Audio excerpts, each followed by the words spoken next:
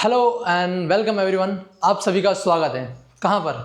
हमारे YouTube channel Bhavishya study mate simple पर। तो बेसिकली हम आज से स्टार्ट करेंगे class 10th social science history का chapter number 1 the rise of nationalism in Europe. हम इस चैप्टर को पूरा एक साथ नहीं पढ़ेंगे क्योंकि ये चैप्टर आपके बुक में काफ़ी बड़ा है और आपके एग्जाम पर्सपेक्टिव से काफ़ी ज़्यादा इंपॉर्टेंट है। लेकिन इतना बड़ा चैप्टर होने के कारण अगर हम पूरा चैप्टर एक ही वीडियो में कवर करेंगे तो वीडियो काफ़ी लंबी हो जाएगी और बच्चों का फोकस एक लंबी वीडियो पे इतना रहता नहीं है। तो अपन क्या करेंगे, बेसिकली इस चैप्टर को कुछ पार्ट्स में तोड़ देंगे, 5 या 6 पार्ट्स में तोड़ेंगे और हर एक पार्ट में एक एक कॉन्सेप्ट क्लियर करेंगे अपना। ठीक है, तो सबसे पहले वाले पार्ट में अपन पढ़ेंगे the French revolution and the idea of the nation. उसके बाद the making of nationalism in Europe, Europe के अंदर नेशनलिज्म कैसे बनता है, क्या होता है, सारी प्रोसेस। उसके बाद the age of revolutions 1830 to 1848, July revolution, Germany का रिवोल्यूशन, सारे हम इसी के अंदर कवर करेंगे। उसके बाद हम पढ़ेंगे making of Germany and Italy, मतलब यूनिफिकेशन ऑफ जर्मनी और इटली की बात करेंगे हमारे चौथे वीडियो में। उसके बाद हम करेंगे विजुअलाइजिंग द नेशन, एलिगरी की बात करेंगे, इसमें जो एलिगरी बनती है। और उसके बाद लास्ट में नेशनलिज्म एंड इम्पेरियलिज्म के साथ ये चैप्टर हमारा हो जाएगा खत्म। ठीक है, तो कोई लोड लेने की जरूरत नहीं है, हम इस चैप्टर को आराम से और अच्छा पूरा डीपली और फोकस होकर पढ़ेंगे। चलो शुरू करते हैं। तो सबसे पहली बात, कुछ बच्चों को तो ये पता नहीं रहता है कि हम जो बात कर रहे हैं nationalism, the rise of nationalism in Europe, तो यूरोप है कहाँ पर, यूरोप कंट्री है या कॉन्टिनेंट है। तो हम सबसे पहले बेसिक से स्टार्ट कर रहे हैं। तो यूरोप जो है वो एक कॉन्टिनेंट है जो कि देखना इधर, ये हमारा हो गया 0 डिग्री इक्वेटर, ये हमारा प्यारा सा भारत देश भारत, और इसके नॉर्थ और वेस्ट में एक कॉन्टिनेंट है यूरोप, जिसके अंदर अलग अलग नेशंस, अलग अलग कंट्री है। जर्मनी हो गया, इटली हो गया, फ्रांस हो गया, स्पेन हो गया, सारे इसी के अंदर है। और हम इसी की बात करेंगे कि इसके अंदर जो नेशनलिज्म की एक फीलिंग होती है और जो नेशनलिज्म के कॉन्सेप्ट है वो आया कैसे, कहाँ से शुरू हुआ, उस सारी बातें। ठीक है, तो आपकी स्क्रीन पे बेसिकली 2 मैप दिख रहे हैं। जो पहला वाला मैप है, ये वाला, इसके अंदर आप देख रहे हो कि बहुत सा एकदम मैसी सा दिख रहा है। मतलब है तो सब कुछ, इधर रशिया का किंगडम है, पोलैंड का किंगडम है, स्पेन का किंगडम है, फ्रांस का किंगडम है, लेकिन आपस में ऐसा लग रहा है कि ये बटा हुआ है, या तो डायनेस्टीज के रूप में या फिर छोटे छोटे किंगडम्स के रूप में, या फिर कुछ ऐसा, मतलब एक नहीं दिख रहा है, पूरा यूनिफाइड नहीं दिख रहा है, बना हुआ नहीं दिख रहा है। उसके बाद ये जो सेकेंड इमेज है, इसके अंदर आप देख पा रहे हो क्लियर कि फ्रांस पूरा एक अच्छे से स्टेट दिख रहा है, जिसके अलग से एक टेरिटोरियल बाउंड्री वगैरह है। इधर स्पेन दिख रहा है, पोलैंड दिख रहा है, पूरा इटली, यूनिफाइड इटली दिख रहा है, रशिया दिख रहा है, और इधर पिडमोंट वगैरह वाला रीजन सब कुछ दिख रहा है अच्छे से। तो ऐसा क्या होता है, जो ये मैप आपको 17th-18th सेंचुरी का ये दिखता है, जो जाके चेंज हो जाता है 19th सेंचुरी तक, कुछ ऐसा। तो इन्हीं सारे बदलाव की हम बात करेंगे इस वीडियो के अंदर। तो चलो शुरू करते हैं। सबसे पहले आपके बुक के फर्स्ट पेज पे एक प्रिंट है, बेसिकली वो प्रिंट है फ्रेडरिक सूरियो की, जो कि 1848 की है। ठीक है, इसके अंदर उनका एक डेमोक्रेटिक और सोशल रिपब्लिक का एक विजन दिखता है। मतलब जो फ्रेडरिक सूरियो है वो अपनी इमेजिनेशन इस पेंटिंग के अंदर बताते हैं, वो सोचते हैं, उनकी कल्पना बताते हैं कि कैसा वो एक कंट्री को चाह रहे हैं या फिर वहाँ के लोगों को चाह रहे हैं। तो अपन देखते हैं इसके अंदर क्या क्या है। सबसे पहले आप इसको थोड़ा सा ध्यान से देखोगे तो बहुत सारे लोग एक साथ मार्च करते हुए जा रहे हैं, सारे लोग साथ में ना। इसमें कोई ऐसा नहीं कि बटा हुआ है, कोई रिलीजन के आधार पर बटा हुआ है, या फिर कोई कास्ट के आधार पर बटा हुआ है, या फिर कोई एज के हिसाब से, या फिर ऐसा कि मैं क्लर्जी, मैं नोबल, ऐसा करके, या फिर पीसेंट वगैरह को अलग रखा गया है। नहीं, यहाँ पे सारे लोग एक साथ में, मतलब यूनिटी की बात बता रहा है कि सारे लोग एक साथ यूनाइट है, किसी के अंदर कोई डिस्क्रिमिनेशन नहीं है, और सब जा रहे हैं। एक ये जो स्टेचू है इसके पास, ये जो स्टेचू दिख रही है इसके पास, इसको होमेज दे रहे हैं। होमेज मतलब बेसिकली रिस्पेक्ट कर रहे हैं, आदर कर रहे हैं, इसके सामने झुक रहे हैं, इसका सम्मान कर रहे हैं। तो यही कुछ बात है इसमें, समझते अपन। तो ये जो सारे मार्च करते हुए आ रहे हैं, इनके हाथ में अलग अलग नेशन के फ्लैग हैं। किसी के हाथ में अमेरिका का फ्लैग है, किसी के हाथ में फ्रांस का फ्लैग है, किसी के हाथ में जर्मनी का है। एक इंटरेस्टिंग बात ये कि तब जब 1848 में जर्मनी तो बना नहीं था, तो ये फ्लैग है कौन सा, बेसिकली जो फ्लैग है ना, ये सिंबलाइज करता है लिबरल होप्स को, उन लोगों की लिबरल होप्स को। आगे समझेंगे लिबरलाइजेशन क्या होता है, लिबरल का मतलब क्या होता है, सब कुछ। बेसिकली लिबरल मतलब होता है फ्री होना। ठीक है, इसके बाद ये जो स्टेचू है, ये स्टेचू कुछ इस तरीके से खड़ी है कि एक हाथ कुछ इस तरीके से और दूसरा हाथ कुछ इस तरीके से, एक हाथ में कुछ है और दूसरे वाले हाथ में कुछ। तो बेसिकली ये जो आपको एक ऊपर साइड जो हाथ दिख रहा है, मेरा लेफ्ट वाला, इसमें है उनके टॉर्च ऑफ इनलाइटमेंट। क्या है? Torch of enlightenment. Torch of enlightenment क्या होता है? Torch of enlightenment basically torch of enlightenment से उनका ये मतलब है कि ज्ञान का प्रकाश, मतलब इन लोगों को कुछ वो बातें नहीं पता थी जो इस स्टैचू के द्वारा टॉर्च ऑफ इनलाइटमेंट ने बताने की कोशिश करी गई है। Basically torch of enlightenment symbolise करता है नॉलेज को, लोगों के ज्ञान को, रीज़न को, क्योंकि किसी भी चीज़ का कुछ ना कुछ तो रीज़न होता है। अगर लोग रीज़न तक नहीं पहुँचेंगे तो उन्हें यह पता नहीं होगा कि ये चीज़ें हो क्यों रही है, इनका सही होना या गलत होना किस प्रकार से माना जा रहा है। और फ्रीडम को। उसके बाद जो उनका दूसरा हाथ है, दूसरे हाथ में है चार्टर ऑफ मेंस राइट। इस हाथ में charter of men's right. Charter of men's right में क्या है? बेसिकली एक रिटन डॉक्यूमेंट है जिसके अंदर वहाँ के लोगों को कुछ राइट दिए गए हैं, उन राइट्स की बात होती है। वो राइट कौन से होंगे? वही एक कंट्री में रहने के लिए कुछ बेसिक से राइट्स, जैसे फ्रीडम हो गया, इक्वालिटी हो गई, लिबर्टी हो गया, जस्टिस हो गया, ये सारे राइट्स की बात करी गई है। और यहाँ पर ऊपर उनके क्राइस्ट, सेंट्स और एंजल वगैरह खड़े हुए हैं और फ्रेटर्निटी की बात कर रहे हैं। फ्रेटर्निटी मतलब भाईचारा, कि सारे लोग आपस में एकदम भाईचारा से मिलजुल के साथ में रह रहे हैं, उनका काम कर रहे हैं और एक अच्छे एक नेशन की ये उन्होंने एक कल्पना करी है। इसके अंदर एक और चीज़ कि आप जो नीचे देख रहे हो, इधर कुछ टुकड़े पड़े हुए हैं जिसमें अंदर आपको ध्यान से देखोगे तो क्राउन दिखेगा। क्राउन बेसिकली ये सिंबलाइज कर रहा है एब्सोल्यूटिस्ट को।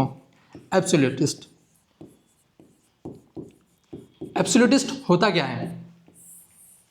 एब्सोल्यूटिस्ट का मतलब होता है कि राजा रानी वाला सिस्टम, या अगर मैंने जो कह दिया, मान लो कि मैं एक राजा हूं और मैंने जो कह दिया मेरी प्रजा को कि आज से ये रूल स्टार्ट, तो एब्सोल्यूट मेरी बात है, मतलब जो मैंने कह दिया वही होगा। मुझे किसी की परामर्श की ज़रूरत नहीं है, मुझे किससे पूछने की ज़रूरत नहीं है, मतलब एकदम एब्सोल्यूट पावर होना, ये एब्सोल्यूटिस्ट की बात हो रही है। और ये जो पूरी उनका विजन है, इसको उनकी कल्पना है बेसिकली, तो इस कल्पना को इस चैप्टर के अंदर कहा गया है यूटोपियन विजन। यूटोपियन विजन मतलब उनकी इतनी आइडल सोच कि सारे लोग अच्छे हैं, अपने साथ आपस में प्रेम से रह रहे हैं, मिलजुल कर रह रहे हैं, किसी के अंदर कोई राग द्वेष कुछ नहीं है, मतलब एक यूटोपियन विजन, उनकी एक कल्पना, एक आइडल सोसाइटी की उनकी कल्पना, ठीक है, जो कि आज के समय भी होना काफ़ी ज़्यादा मुश्किल है, क्योंकि आपको ही पता है आइडल अब हुआ नहीं है, लोग लड़ते हैं बहुत। यूटोपियन विजन वही बात, an imaginary idea of a perfect and idol society, एक परफेक्ट और आइडल सोसाइटी की बात करिए जहाँ पर सारे लोग शांति से, बराबरी से और खुशी से रह रहे हैं। ये उनका कल्पना करना हुआ, किनका? फ्रेडरिक सोर्यू का। उसके बाद एब्सोल्यूटिज्म। एब्सोल्यूटिज्म क्या होता है? सिस्टम ऑफ गवर्नमेंट जिसके अंदर अ किंग और रूलर होल्ड कंप्लीट पावर, मतलब वहाँ का जो रूलर है, जो किंग है, मैंने मेरा एग्जाम्पल देके बताया था, वो कंप्लीट पावर होल्ड करता है और कंट्रोल करता है वहाँ की गवर्नमेंट और वहाँ के लोगों को, without being limited by laws और कॉन्स्टिट्यूशन। उसके ऊपर ना तो कॉन्स्टिट्यूशन का कोई दबाव है, ना किसी नियम का, क्योंकि जो राजा ने बोल दिया वो आज से नियम, वो वाली बात है। चलो, इसके बाद सबसे इंपॉर्टेंट बात, आप पुराने जन्म में, मजाक कर रहा हूँ, 9th क्लास में, क्योंकि एक साल पढ़ा हुआ बच्चों को ऐसा लगता है कि पिछले जन्म में पढ़ा था, भूल जाते हैं, तो आपने इसमें एक चैप्टर पढ़ा था द फ्रेंच रिवॉल्यूशन। मुझे पता है याद नहीं आ रहा होगा, तो मैं आपको फटाक से याद दिला देता हूँ। चलो, फ्रेंच रिवॉल्यूशन की बात करते हैं, जहाँ से हमें आइडिया मिलता है नेशन का या फिर नेशनलिज्म का। तो फ्रेंच रिवॉल्यूशन के अंदर क्या बात होती है, एक बार समझते हैं जल्दी से, ठीक है। तो बेसिकली आपका फ्रेंच रिवॉल्यूशन 1789 की बात है, जहाँ पर फ्रांस एक कंट्री को बताया गया था, जहाँ पर पावर पूरी एक मोनार्की के, एब्सोल्यूट मोनार्की के पास थी, मतलब राजा रानी वाला सिस्टम, कि यहाँ का राजा कौन होगा। सारी पावर ना किसी कॉन्स्टिट्यूशन के पास थी, ना किसी के पास नहीं, एक राजा के पास। और मोनार्की में रूल कर रहे थे बिस्किट वाली डायनेस्टी। कौन सी डायनेस्टी थी वो?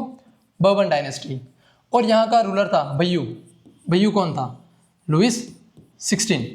बेसिकली लुइस 16 यहाँ पे रूल कर रहा था। फिर कुछ चेंजेस होते हैं, कुछ चीज़ें आते हैं, कुछ ऐसे हालात बनते हैं, ट्रेजरी का कम हो जाना, ख़त्म हो जाना, टैक्सेस का बढ़ा देना, और कुछ चेंजेस निकल के आते हैं। कौन से चेंजेस? पॉलिटिकल चेंजेस और कॉन्स्टिट्यूशनल चेंजेस, जिसके अंदर सबसे मुद्दे वाली बात, जो ये पावर पहले मोनार्की के पास थी, किसके पास थी? लुइस 16 भैयू के पास। मोनार्की से पावर शिफ्ट हो जाती है वहाँ की पीपल के अंदर, मोनार्की से पावर शिफ्ट हो रही है फ्रेंच पीपल के पास, ठीक है। सबसे बड़ी बात, पूरा रूलिंग सिस्टम ही, समझना इस बात को, पूरा रूलिंग सिस्टम ही चेंज हो गया है। जहाँ पर पहले डिसीजंस वगैरह सब कुछ भैया लुईस 16 ले रहा था, अब वहाँ पर फ्रेंच पीपल लेंगे। कैसे लेंगे? अपना कॉन्स्टिट्यूशन बना के, यही सारी बात है। ठीक है, तो ये सब होता है। इसके बाद वहाँ पर कुछ मेजर चेंजेस आते हैं, उन चेंजेस को अपन एक वन बाय वन देखेंगे, समझेंगे क्या बात हुई थी, क्या क्या चेंजेस हुए थे। ठीक है, तो हमारा सबसे पहले, हाँ एक और बात ये जो चेंजेस हुए थे, तो पहली बार जो नेशनलिज्म का कॉन्सेप्ट था, पहली बार जो नेशनलिज्म का कॉन्सेप्ट था वो फ्रेंच रिवॉल्यूशन से हमें देखने को मिलता है। नेशनलिज्म क्या होता है, ठीक है, आराम से समझेंगे। नेशनलिज्म इज अ फीलिंग, क्या है? एक तरीके की फीलिंग है, और वो फीलिंग काय की है? वो फीलिंग है लव, प्राइड और लॉयल्टी की। लव, प्राइड और लॉयल्टी टुवर्ड्स अ नेशन और अ कंट्री। ठीक है, कुछ नहीं है, एक व्यक्ति की अपनी फीलिंग्स होती है, एक ग्रुप ऑफ पीपल, कलेक्टिव लोगों की एक फीलिंग्स होती है जो कि किसी एक कंट्री को लेकर उसके लव, प्राइड और लॉयल्टी और साथ में रहने, टुगेदरनेस की एक फीलिंग की बात करी गई है। ठीक है, बात करें तो उन लोगों की कुछ एक कल्चर होगा, उन लोगों का कुछ एक आइडियोलॉजी होगी और एक हिस्ट्री होगी। उन लोगों की कुछ आइडियोलॉजी होगी, कुछ एक सिंगल कल्चर होगा और एक हिस्ट्री होगी। स्टैंडर्ड डेफिनेशन भी है, nationalism is the feeling of love, pride and loyalty towards one's country और नेशन। यही बात मैंने आपको समझाई है। ये एक पढ़ने का तरीका भी है जिसके अंदर आप अगर ऐसे सिंपल डेफिनेशन को रटने के अलावा एक मैप तैयार करके उसको ऐसा पढ़ो कि आपके दिमाग में छप जाए, क्योंकि पिक्चुरल फॉर्म में पढ़ा हुआ ज़्यादा याद रहता है। ठीक है, तो यहाँ से पहली बार हमने नेशनलिज्म का कॉन्सेप्ट समझा फ्रेंच रिवॉल्यूशन से। उसके बाद कुछ फ्रेंच सोसाइटी में चेंजेस आते हैं और एक बात कही जाती है कि जो फ्रांस में होता है उसका इम्पैक्ट यूरोप की अदर कंट्रीज में बहुत ज़्यादा होता है। इसीलिए ये बात यहाँ पर हमारे लिए इम्पोर्टेंट हो जाती है कि जो फ्रांस में हुआ, जो नेशनलिज्म की फीलिंग फ्रांस में आई, वो अदर यूरोपियन कंट्रीज में भी बढ़ेगी। क्योंकि एक डायलॉग भी आपने सुना होगा, आगे बात करेंगे उसकी, when France sneezes the rest of Europe catches cold, इसकी आगे बात करेंगे।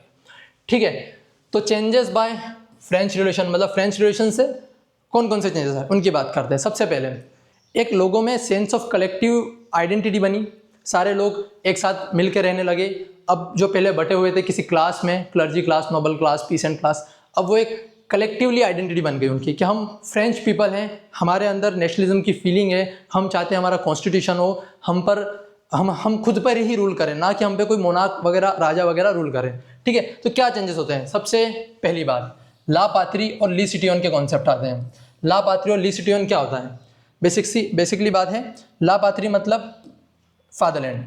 जैसे इंडिया में कॉन्सेप्ट चलता है धरती हमारी माँ है, वैसे यहाँ पे कॉन्सेप्ट चला था फादरलैंड। और ली सिटियोन मतलब सिटीजन की बात हो रही है। कैसे? पहले ये अलग अलग सोसाइटी में डिवाइडेड थे, नोबल थे, क्लर्जी थे, पीसेंट्स थे, आम आदमी थे। अब यहाँ पर सिटीजन बन गए, सारे लोग एक बराबर हो गए, राइट टू इक्वलिटी की बात हो गई कि सब लोग बराबर हो गए। अब किसी राजा की सब्जेक्ट मतलब प्रजा नहीं है, अब वो बन चुके हैं किसी एक जगह के नागरिक, सिटीजन। ठीक है, उसके बाद उन्होंने करा था फ्रेंच ट्राइकलर फ्लैग को चेंज। पहले वहाँ पर रॉयल फ्लैग चलता था बर्बन डायनेस्टी का, उसको हटाकर वो बोलते कि अगर हमारा राजा बर्बन डायनेस्टी से है ही नहीं, हमारे पास हमारा खुद का कॉन्स्टिट्यूशन है, तो क्यों ना हमारे पास खुद का ही एक फ्लैग हो। तो वो बनाते अपना एक ट्राई कलर फ्लैग। उसके बाद टैक्स बढ़ाने की बात हुई थी, तो टैक्स बढ़ाने का वहाँ सिस्टम था कि एक स्टेट जनरल होती थी जो कि वोटिंग करके उनका टैक्स डिसाइड करती थी बढ़ाना या नहीं। तो उस असेंबली को लोग चेंज करते हैं नेशनल असेंबली के साथ, जिसको एक्टिव सिटीजन चूज़ करते हैं थ्रू इनडायरेक्ट इलेक्शन। और उन्होंने अपना एडमिनिस्ट्रेशन को सुधारने के लिए एक सेंट्रलाइज एडमिनिस्ट्रेटिव सिस्टम पूरा बनाया। और उसके अंदर क्या करा? यूनिफॉर्म लॉज, मतलब सारे लॉज एक जगह, एक लॉज सभी जगह माने जाएंगे, उस तरीके की बात करी और कुछ यूनिफॉर्म लॉज लगा दिए। वेट एंड मेजरमेंट भी करा, यूनिफॉर्म वेट एंड मेजरमेंट। जैसे मेरे यहाँ अगर मैं ट्रेडिंग, मान लो कुछ सामान बेचता हूँ और मैं अपने यहाँ मान लो जस्ट एमपी से गया 1 किलो लेके, और वो यूपी में जाने के बाद चेंज हो गया, वो हो गया मेरा यहाँ का 1 किलो, वहाँ का 800 ग्राम हो गया, तो मुझे तो नुकसान होगा ना। मैं तो 1 किलो लेके गया, लेकिन वहाँ पे मुझे पैसे मिलेंगे 800 ग्राम के। तो कोई ना तो वेट एक अलग अलग वेट होंगे, तो ना तो मैं अच्छे से कमा पाऊंगा, ना अपना ट्रेडिंग वगैरह, उनका मेन ऑक्यूपेशन ट्रेडिंग वगैरह था। ठीक है, तो यूनिफॉर्म वेट्स एंड मेजरमेंट, मतलब मेरे यहाँ का 1 किलो वहाँ पर भी 1 किलो होगा, ठीक है। उसके बाद करते हैं कि French becomes the common languages. वहाँ पर जो फ्रांस था वो अपनी रीजनलिटी के ऊपर बटा हुआ था, तो उनकी सबकी एक रीजनल डायलेक्ट थी अलग अलग, तो उसको डिस्करेज करते हैं और फ्रेंच लैंग्वेज को अपनी एक कॉमन लैंग्वेज बनाते हैं कि सारे लोग अब जो अपने ऑफिशियल वर्क है और जो सारे लोग हैं वो फ्रेंच लैंग्वेज में होंगे और लोग फ्रेंच बोलेंगे, ठीक है। इसके बाद क्या ये रिवोल्यूशनरी इसी के साथ रुक गए क्या? नहीं, ये रिवोल्यूशनरीज साथ में एक चीज़ को डिक्लेयर करते हैं, मतलब डिसाइड करते हैं क्या, देखते हैं। ये जो सारे रिवोल्यूशनरीज थे ये सारे डिक्लेयर करते हैं कि जो यूरोप की अदर यूरोपियन कंट्रीज़ हैं, अदर यूरोपियन कंट्रीज़ वगैरह है जो कि तब किंगडम वगैरह डायनेस्टीज थी, तो वहाँ पर क्या करेंगे, डिस्पोटिक रूल को ख़त्म कर देंगे। क्या होता है डिस्पोटिक रूल? बेसिकली निरंकुशता। अगर मैं राजा हूँ, मेरे ऊपर ना तो किसी कॉन्स्टिट्यूशन या लॉज का कोई कंट्रोल ही नहीं है, मैं चाह रहा हूँ उस तरीके से रूल कर रहा हूँ, वो हो गया डिस्पोटिज्म, मतलब उसके ऊपर किसी का कंट्रोल नहीं है, ऑटोक्रेटिक है एकदम। तो उसको ख़त्म करने की ये सोच रखते हैं कि हमने तो हमारे यहाँ कर लिया, लेकिन हम दूसरी कंट्रीज़ में भी जाके ये करेंगे। तो इसके अंदर इतना इन्फ्लुएंस था कि वहाँ अदर कंट्रीज़ के स्टूडेंट्स क्या करते हैं, स्टूडेंट्स, मेन रोल स्टूडेंट्स करता है। स्टूडेंट्स क्या करते हैं, अलग अलग जैकोबिन क्लब बनाते हैं। जैकोबिन क्लब की बात हुई थी 9th क्लास में, ठीक है। अलग अलग जैकोबिन क्लब बनाते हैं और इन क्लब से क्या हुआ, जो रिवोल्यूशनरीज थे उनको एंट्री मिल जाती नए इलाके में, जिससे वो मूव कर पाते हैं। क्या कर पाते हैं, मूव। जैसे हॉलैंड हो गया, इटली हो गया और बेल्जियम वगैरह, ठीक है। ये बात होती है 1790 की। 1799 में हमारा रिवोल्यूशन स्टार्ट हुआ था और अब ये आगे भी इसको बढ़ाना चाह रहे थे, 1719 की बात होती है, ठीक है। ये सब तो हो गया। उसके बाद टाइम बीतता है धीरे धीरे, 1790 से ईयर आ जाता है 1804। तब क्या होता है, तब आता है कहानी में ट्विस्ट और एंट्री होती है नेपोलियन बोनापार्ट की, ठीक है। नेपोलियन बोनापार्ट 1804 में आता है। बेसिकली जो नेपोलियन था वो कौन था, एक मिलिट्री रूलर। 1804 में उसकी एंट्री होगी फ्रांस के अंदर, अपनी मिलिट्री रूलर या मिलिट्री लीडर बोल सकते हैं, जो कि आगे जाकर काफ़ी ज़्यादा खतरनाक साबित होता है। मिलिट्री रूलर या लीडर अपनी मिलिट्री के दम पे वो वहाँ का किंग बनता है, रूलर बनता है, उनके डेमोक्रेसी की धज्जियाँ उड़ा देता है। मतलब कोनो डेमोक्रेसी नहीं होगी, अब जो भी होगा जो नेपोलियन चाहेगा। अब नेपोलियन आता है, अपने कुछ बदलाव लाता है, नई नई चीज़ें लाता है, कुछ वहाँ की पहले से सोसाइटी में जो गलत चीज़ें चल रही होती हैं उनको समझता है, उनको हटाने की कोशिश करता है, उसको लेकर लोगों की कुछ अलग अलग ओपिनियंस बन के आती है, उनकी भी अपन बात करेंगे, ठीक है। सबसे पहले बात करते हैं चेंजेस की।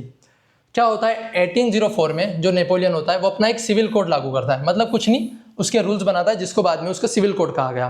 क्या करता है, सबसे पहले जो वहाँ पर सिस्टम चल रहा था, चांदी की चम्मच से खाना खिलाना, मतलब प्रिविलेजेस, विशेष अधिकार, कि ये उस क्लास से बिलोंग करता है तो इसको बैठने के लिए अलग से कुर्सी दो, इसको सोफे पे बैठाओ, और ये पीसेंट वगैरह हैं इनको नीचे बिठाओ, मतलब प्रिविलेजेस हर जगह, टैक्स में छूट मिलना, सब प्रिविलेजेस, विशेष अधिकार। तो ये आते हैं जो बर्थ के आधार पर प्रिविलेजेस चल रहे थे उनको सबसे पहले ख़त्म करता है। और उनको ख़त्म करने के लिए क्या लेके आता है वो, इक्वालिटी बिफोर द लॉ, मतलब कानून के सामने सभी लोग क्या होंगे, बराबर, कोई राजा नहीं, कोई गरीब नहीं, उसकी बात अलग रखता है वो। बेसिकली सोसाइटी के अंदर जो डिवीजन है उसके ऊपर ये लागू करता है, क्या कि इक्वालिटी बिफोर लॉ, कि कानून की नज़र में सभी लोग बराबर होंगे। फिर लोगों का प्रॉपर्टी राइट सिक्योर करता है, लोगों को प्रॉपर्टी राइट देता है, राइट टू प्रॉपर्टी देता है। उसके बाद वहाँ पे जो चल रहा होता है फ्यूडल सिस्टम। फ्यूडल सिस्टम क्या होता है, समझना, आसान सी भाषा में समझना, इसके नोट्स आपको मिल जाएंगे। फ्यूडल सिस्टम बेसिक सी ये बात है कि चेले चपाटे वाला रूल। मैं राजा हूँ, मैंने अपने कुछ 4-5 चेले बना दिए, उनको कुछ जगह दे दी कि तुम जाओ वहाँ रूल करो, उस जगह से तुम कमा कर लाओ, टैक्स लाओ, वहाँ के लोगों से तुम पैसा वसूलो और वो पैसा ला के मुझे दो, तुम्हारा भी खर्चा चला। और जब मुझे तुम्हारी ज़रूरत पड़े कि यार अटैक हो गया, मुझे तुम्हारी मिलिट्री हेल्प चाहिए या फिर तुम्हें मुझे सर्व करना है, तो तुम आओगे और मुझे सर्व करोगे। ये वाली बात होती है फ्यूडल सिस्टम, बेसिकली सामंत बना देना अपने, ठीक है। तो ये फ्यूडल सिस्टम को भी खत्म करता है, क्योंकि मेन पावर तो नेपोलियन के पास है, ये अपना नेपोलियन गुड्डू। इधर जो बाकी उसकी फ्रेंच कॉलोनीज बनी हुई थी अदर यूरोपियन कंट्रीज़ में आगे जाके, उनमें ये क्या करता है, एडमिनिस्ट्रेटिव सिस्टम को अच्छा करने के लिए एडमिनिस्ट्रेटिव डिवीजन कर देता है। फ्रेंच रिवॉल्यूशन के दौरान सेंट्रलाइज था, अब ये डिवीजन कर देता है, उसको चलाने सिंप्लीफाइड करने के लिए वहाँ पे डिवीजन कर देता है। और उसके साथ एक और काम करता है, गिल्ड रिस्ट्रिक्शन। ये बेसिकली मर्चेंट लोगों के लिए काफ़ी ज़्यादा हेल्पफुल चीज़ रहती है, क्योंकि गिल्ड रिस्ट्रिक्शन, गिल्ड क्या होता है, गिल्ड कुछ लोगों का ग्रुप होता है, मतलब एसोसिएशन होती है जो ये डिसाइड करती है कि किसी चीज़ को कितने भाव में बेचना है, या फिर किस चीज़ का मार्केट कहाँ होगा, कितना टैक्स लगेगा, या फिर कौन इस सामान को बेच पाएगा या नहीं। ये ट्रेडर्स के लिए, अगर मान लो मैं तुमको बोल दूँ तुम ये सामान नहीं बेच पाओगे और तुम इस पर अपनी मर्जी का रेट नहीं लगा सकते, मेरी जो एसोसिएशन कहेगी कि फलाना 1 किलो को तुमको 100 रुपये में बेचना है, भले तुम उस पर 200 रुपये उसका भाव लगाने वाले थे, लेकिन तुम उसको 100 ही रुपये में बेचोगे, ये मेरे गिल्ड का तुम पे एक रिस्ट्रिक्शन है। इस तरीके से क्या करता है, सारे गिल्ड रिस्ट्रिक्शन को हटा देता है। तो मर्चेंट्स लोगों के लिए अच्छा हो गया कि यार अब कोई गिल्ड रिस्ट्रिक्शन नहीं, हम चाहेंगे उस तरीके से हमारा ट्रेड या बिजनेस कर पाएंगे, ठीक है। और ट्रांसपोर्ट और कम्युनिकेशन को भी इम्प्रूव करता है। ये भी मर्चेंट क्लास के लिए काफ़ी ज़्यादा हेल्पफुल बात थी कि यार ट्रांसपोर्ट सिस्टम अच्छा हो गया, कम्युनिकेशन बढ़ रहा है, हम आराम से कम्युनिकेट कर पा रहे हैं। तो मुद्दे की बात कि लोगों का इस पर ओपिनियन बनेगा कि हमारा राजा कैसा है। तो जो ये ओपिनियन आता है इसका रिजल्ट थोड़ा मिक्स रहता है। मिक्स्ड कैसे, कुछ लोग इसे अच्छा मानते, कुछ बुरा समझेंगे इस बात को। अच्छा कैसे, लोग इसे कहते हैं हरविंदर पाजी, मजाक की बात, हरविंदर पाजी नहीं, हरबिंगर ऑफ लिबर्टी कहते हैं, इसे कहते हैं हरबिंगर ऑफ लिबर्टी, मतलब लिबर्टी, आज़ादी, फ्रीडम को लाने वाला। लेकिन मिक्स ओपिनियन था। तो बाद में जाके जब लोगों को समझ आती है कि यार इसने हमको आज़ादी तो दी, लेकिन हमारा पॉलिटिकल पार्टिसिपेशन क्या कर दिया है, ख़त्म कर दिया। हम पॉलिटिकल डेमोक्रेसी हटा दी, इसने कॉन्स्टिट्यूशन अब है नहीं, ये जो चाह रहा है उस तरीके से रूल कर पा रहा है। ऊपर से लोगों का कोई पार्टिसिपेशन नहीं है, जो रूलिंग बॉडी है उसके अंदर ये जो चाह रहा है वैसे डिसीजन मिलेंगे, उस तरीके से काम होगा, और जो रूलिंग बॉडी होगी वो भी इसी की मर्जी की होगी। तो अब लोगों का पार्टिसिपेशन पॉलिटिकल सिस्टम में तो खत्म हो गया, और डेमोक्रेसी के आने के बाद, डेमोक्रेसी को हटाने के बाद कॉन्स्टिट्यूशन भी चला गया है। दो नुकसान तो ये हो गए। तीसरा, ये टैक्स बढ़ाने लग गया था। मर्चेंट के लिए इसने इतनी चीज़ें करी, लेकिन टैक्स भी बढ़ाने लग गया। देखना, फायदे भी कर रहा है, नुकसान भी कर रहा है, लेकिन ये नुकसान कुछ ज़्यादा लोगों को इम्पेक्ट कर जाते हैं। तो टैक्स भी बढ़ाने लग गया। उसके बाद ये लगाता है सेंसरशिप लॉ। सेंसरशिप लॉ क्या होता है, लोगों के आइडियाज़, न्यू आइडियाज़ या फिर गवर्नमेंट के खिलाफ बोलना, कुछ उनके खिलाफ प्रिंट कर देना, प्रेस वगैरह पे बैन लगा देना। सेंसरशिप लॉ ये लगा देता है, प्रेस वगैरह सब पे बैन कर देता है, और फोर्स्ड कॉन्स्क्रिप्शन करवाता है।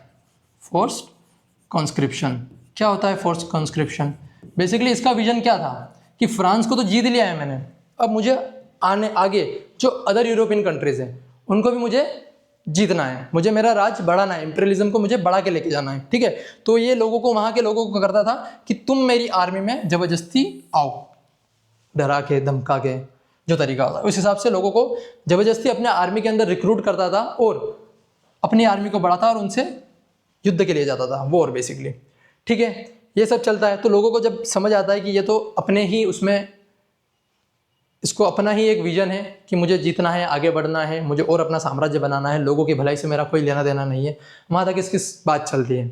इसके बाद आता है nationalism, the rise of nationalism, making of nationalism in Europe. तो इसकी बात अपन करेंगे अगले पार्ट में। अभी तक जो हुआ आपने होपफुली अच्छे से पढ़ा होगा। अगर इस चैप्टर के कंप्लीट नोट्स चाहिए तो आप कमेंट सेक्शन में कमेंट करें नोट्स, हम इस चैप्टर के आपको कंप्लीट नोट्स प्रोवाइड करवाएंगे। Thank you.